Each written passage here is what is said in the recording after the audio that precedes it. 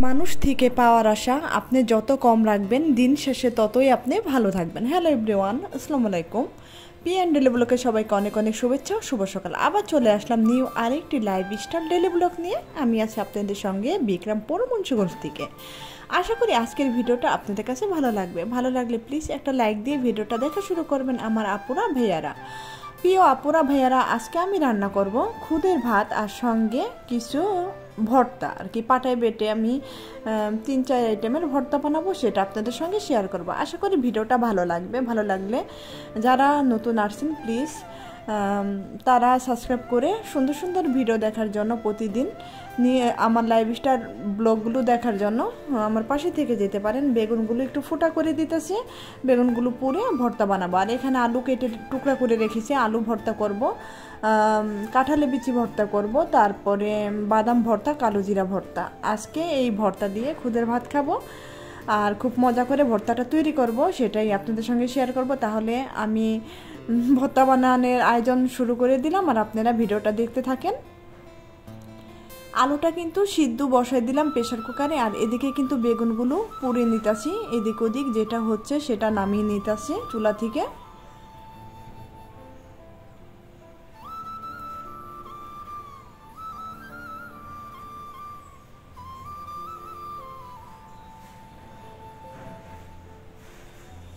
এদিকে কিন্তু এই যে প্রেসার কুকারে যে আলু সিদ্ধ দিয়ে দিছি সেটা কিন্তু হয়ে গেল আমার আপুরা ভাইয়ারা। এখন আমি একটু কাঁঠালে বিচিটা অল্প একটু পানি দিয়ে সিদ্ধ বসাই দিলাম। আর এখন এই যে বেগুন আর আলুটা হয়ে গেছে, আর আমি কালো জিরাটা একটু টেলে নেই। কালো জিরাটা কিন্তু পারফেক্ট মতো টালা না হলে ভর্তা সুন্দর হয় না। এই যে দেখো ছটফট করে যে কালো জিরাগুলো ফুটতেছে, তখনই ভাববে যে কালো জিরাগুলো আমার হয়ে গেছে বা টালা হয়ে গেছে। তখন আমি চুলা থেকে নামিয়ে ফেলতে হবে, না হয় কিন্তু বেশি হলেও কিন্তু তিতা হয়ে যাবে, আর কম হয়ে গেলেও কিন্তু কালো জিরা কিন্তু সহজে পাটায় মিহি হতে চায় না। তারপরে বাদামগুলো আমি ভেজে নিলাম, তারপরে শুকনো মরিচ ভেজে নিলাম। যে যেমন পরিমাণ ঝাল খাও সেই পরিমাণে ঝালটা দিয়ে দিবে। আমরা একটু কম খাই তাই কম ঝাল দিব, আর এই মরিচগুলো প্রচণ্ড ঝাল, তাই আমি এখানে 1-2টা করে ভর্তায় মরিচ ইউজ করব। আর এখানে কিছু রসুন পেঁয়াজ আমি টেলে নিতেছি ভর্তায় দেওয়ার জন্য, সব ধরনের ভর্তায় যেন দিতে পারি তার জন্য একবারই বেশি করে ভেজে নিলাম। এখন সব কিছু তো টালা হয়ে গেছে, এখন আমি এই যে বোয়া ভাতটা বসাই দিই। এই যে প্রেসার কুকারে দিয়ে দিব। প্রেসার কুকারে বোয়া ভাত রান্না করলে অনেক মজা হয় খুদের ভাত। দিয়ে দিলাম একটু পেঁয়াজ কুচি আর কাঁচামরিচ, একটু তেল আর পরিমাণ মতো লবণ দিয়ে চুলায় একটু নেড়ে চেড়ে পরিমাণ মতো পানি দিয়ে আমি প্রেসার কুকারটা ঢেকে বসাই দিব।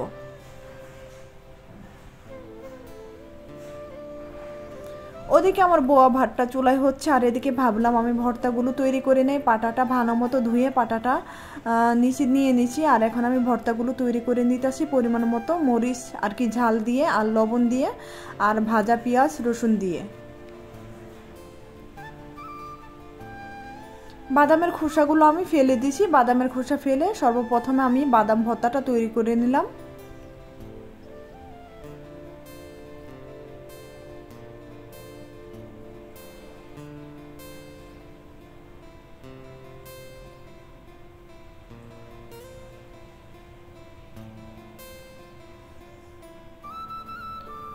আদা বাটা করে একটু পেঁয়াজ আর রসুন বেটে দিয়ে দিলাম, আর ভর্তার সঙ্গে একটু পেঁয়াজ দিলে কিন্তু খুবই ভালো লাগে, একটু বেশি পেঁয়াজ হলে আরও ভালো হয়। তারপর তো ভর্তা তৈরি হয়ে গেছে, পরিমাণ মতো লবণ হয়েছে কিনা সেটা দেখে আমি পাটা থেকে তুলে নিতেছি ভর্তাটা।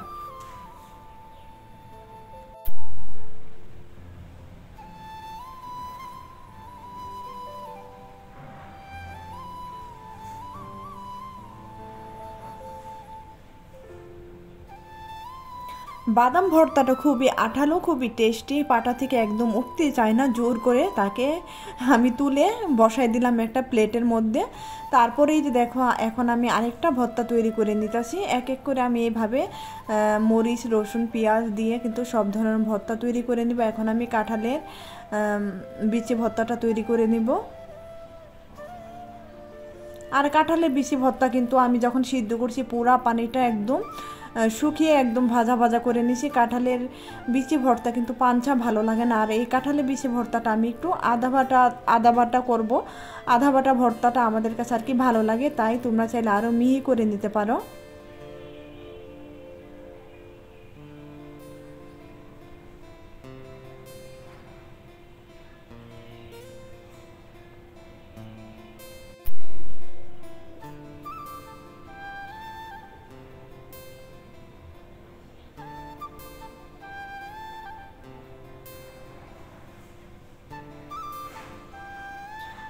ওদিকে কাঁঠালে বিচি ভর্তা তো হয়ে গেল। এখন আমি একইভাবে যে আলুগুলো ভর্তা করে নিব। আলু পাটায় বেটে এভাবে ভর্তা করলে দারুণ টেস্ট হয়, হাতে বানানোর চেয়ে অনেকটা মজা লাগে। তাই আমি পাটায় বেটেই আলু ভর্তাটাও তৈরি করে নিলাম। আমার আপুরা ভাইয়ারা, তোমরা যারা পাটায় বেটে এভাবে আলু ভর্তা খেয়েছো তোমরা তো জানো সব ধরনের ভর্তায় পাটায় বেটে কতটা টেস্ট হয়, সবাই জানো। তারপরে এখনও যারা খাও নাই তাদের কাছে আমার অনুরোধ, একবার হলো এভাবে পাটায় বেটে আলু ভর্তাটা খেয়ে দেখো। একটু কষ্ট হলো কিন্তু পাটায় বেটে যে কোনো ভর্তা খুব খুব খুবই টেস্ট হয়।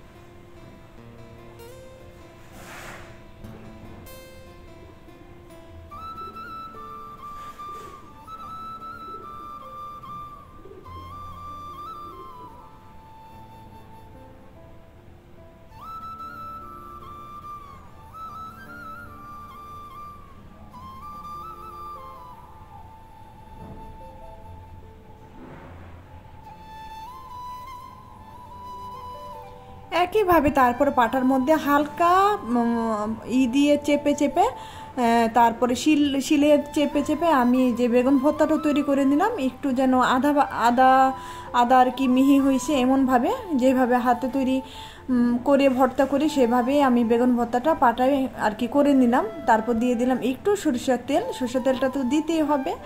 আর বেগুন ভর্তা আলু ভর্তা সরষের তেল ছাড়া তো ভালো লাগবে না। তারপর ভালো লাগবে, খেতে খারাপ লাগবে না। তারপর আমরা বাঙালি, আমরা ভাবি যে তেল ছাড়া ভালো লাগবে না, একটু তেল দিয়ে দিলাম।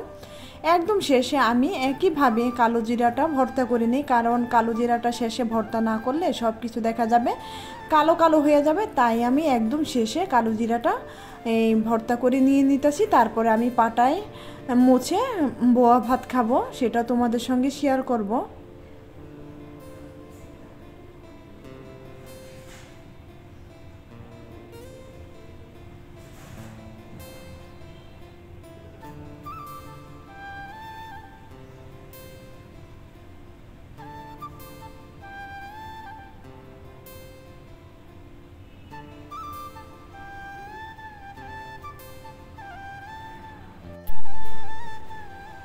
তৈরি হয়ে গেল আমার 5 আইটেমের ভর্তা। কেমন লাগলো তাহলে তোমরা জানিও কমেন্ট করে। আর একটু অপেক্ষা করো, আমি ভাত খাবো সেটা একটু দেখে যেও, এখন চলে যেও না কেউ। আর এই যে দেখো পাটায় মুছে একটু ভাত খেয়ে নেই, তারপরে প্লেটে নিয়ে খেতে বসবো। আর কি পাটায় মোছা ভাতটার টেস্টে অন্যরকম, ভাবলাম গরম গরম একদম বোয়া ভাতটা নিয়ে তারপর পাটায় মুছে একটু খেয়ে নেই। আর তোমরা কারা কারা খাবে সবাই চলে আসো, ইনশাল্লাহ আমার আপুরা ভাইয়ারা তোমাদেরও খাওয়াবো, তোমাদের বোয়া ভাত আর ভর্তার দাওয়াত রইল।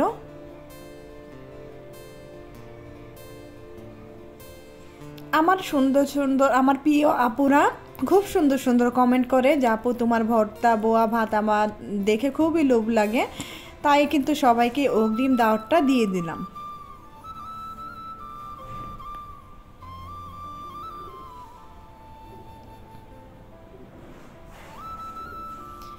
এদিকে আমি খেতে বসে গেলাম গরম গরম, আমার তো আর তর সইছে না যে কখন খাবো, গরম ঠান্ডা হলে ভালো লাগবে না। ওদিকে নাফিস চলে গেছে কোচিংয়ে, নাফিস আসলে তারপর নাফিস খেয়ে নেবে, তাই আজকে নাফিসকে সেরে আর কি রেখে আমি খেয়ে নিলাম। আবার তো দুপুরে রান্না বাড়ার আয়োজন করতে হবে, ওর আশায় বসে থাকলে হবে না, ও আসলে দেখা যাবে আমি বোয়া ভাত মেখে তারপর ওকে খাইয়ে দিব। তাই আর আজকে ওকে দেখালাম না। আজকের মতো এখানে ভিডিওটা শেষ করবো। সবাই ভালো থাকবা, সুস্থ থাকবা, আল্লাহ হাফেজ, আসসালামু আলাইকুম।